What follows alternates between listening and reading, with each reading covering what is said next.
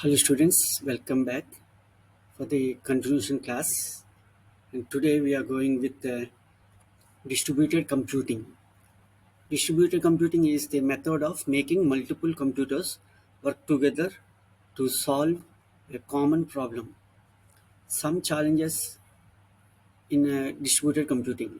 Let us see the challenges in distributed computing. Actually, what happens is Hadoop runs over cluster of systems is like distributed technology. So how it takes over the challenges while executing the same task on different systems. So altogether, it has to solve the challenge. Heterogeneity, dealing with the different hardware, software, and networks. Not all systems having a same software, hardware, and network platforms. Networks, see, some networks might be able to handle 32-bit, some networks might be able to handle 64-bit. Hardware configurations also might be different, so handling these problems is a challenge. Next, scalability, ensuring that the system can handle increasing load and number of nodes. Some node all of a sudden might fail in distributed systems, cluster of systems. Now the load has to be shared about among all other devices, which increases the load. So all this has to be handled. Openness, allowing interoperability and extensibility of the system. So interoperability in between the systems, it should be able to operate. That is also to be taken care.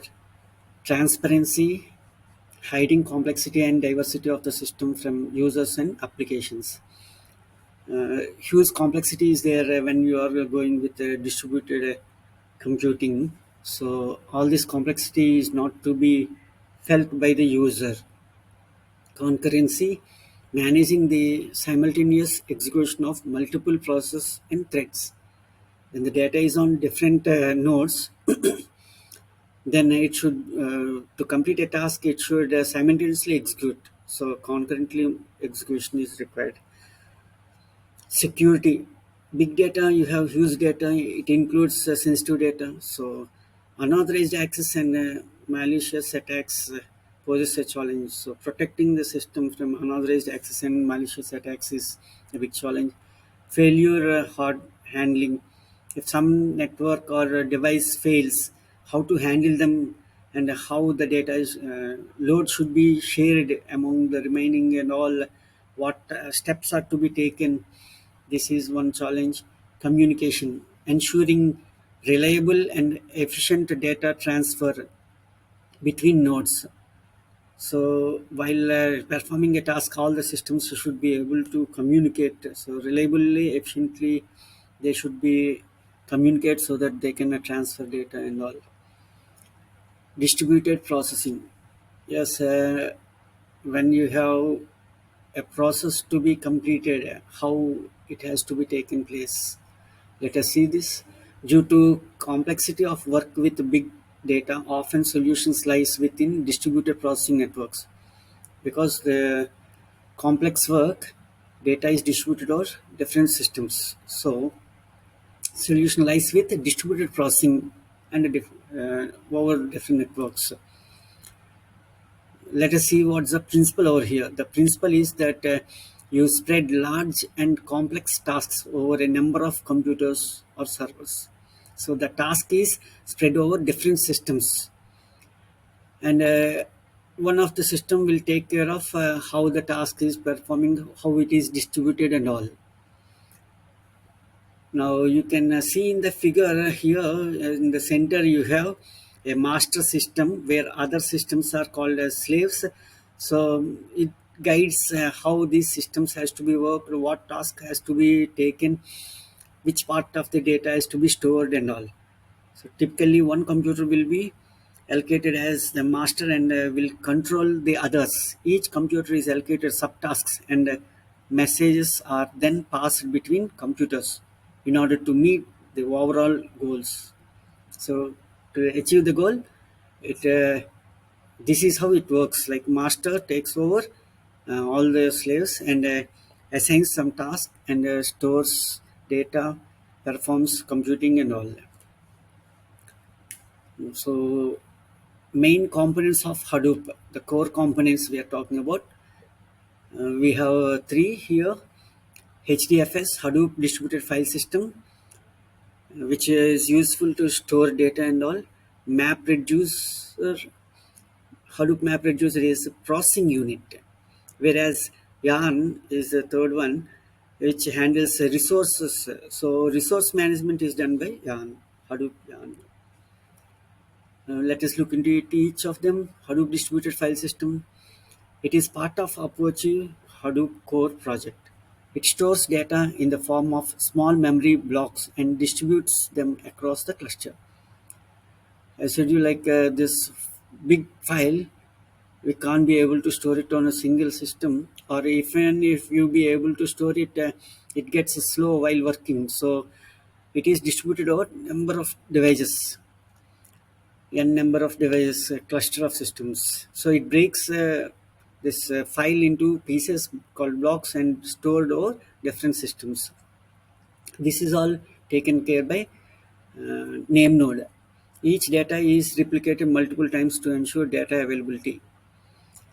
If some node fails, then you may lose data. So in order to reduce that, we'll go with replicated data. Data is replicated on multiple systems. HDFS works master slave architecture, because one system controls it is comes our master slave architecture. Now talking about daemons are services and processes which run on Hadoop background.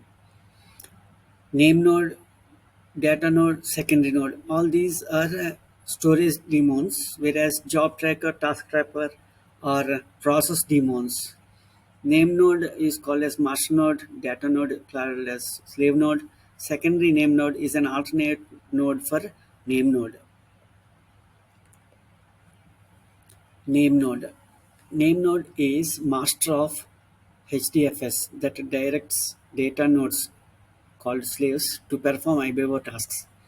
While talking about name nodes, we need to understand few keywords. So let us look into that point. Blocks. HDFS breaks large file into small pieces called blocks. So a big file is broken into small pieces called blocks, which can be saved easily over different devices. Rack ID used to identify data nodes in the rack. Actually, we have different racks where data nodes are stored. Here, these are the racks. Excuse me. You can see a rack here where one of the node is available here. Similarly, in this rack, you have multiple nodes available. Okay.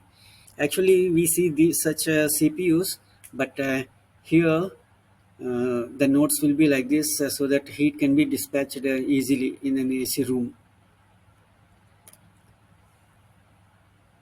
So rack is a collection of data nodes within a cluster. Now name node keeps track of blocks of the file. Name node tracks this, identifies which rack, which node, and what files are saved over there. Next, FS image, file system image. It contains a complete state of a file system namespace since the start of the name node. From starting of the name node, it saves all the information regarding the file, edit log and transaction log. Use it to record every transaction that happens to the file system metadata. Any changes in the data that will be saved over here. All that is recorded. If some system crashes, then again that transactions can be implemented with this record. Now, how does the name node identifies whether a data node is still working or failed, like alive or dead? So name node frequently receives heartbeat and block report from the data node in the cluster to ensure that they are working and alive. In order to identify that a data node is working, data node sends heartbeat, a small packet of data, so that it reaches to the name node, and name node can identify that a data node is still alive. If this is not reached, then it can identify that data node is failed, crashed. That's the advantage. This is about racks. name node. What all tasks are taken by the name node? So name node is the bookkeeper of HDFS. It ta- it keeps the track of how files are broken down into blocks, number of blocks for each file, file path, which data node stores those blocks, address of data node, whether exactly each block is present. Sorry, address of data node where exactly each block is present. Overall health of the distributed file system. So after taking all these steps, it be able to identify where the file block, in which rack, in which node it is saved and all. Whenever required, it can retrieve all the data back again. I'll talk about this data node again in the next recording, because time doesn't permit me. If the file is too big in size, then I can't upload it to our YouTube. So I'll stop it here. Thank you.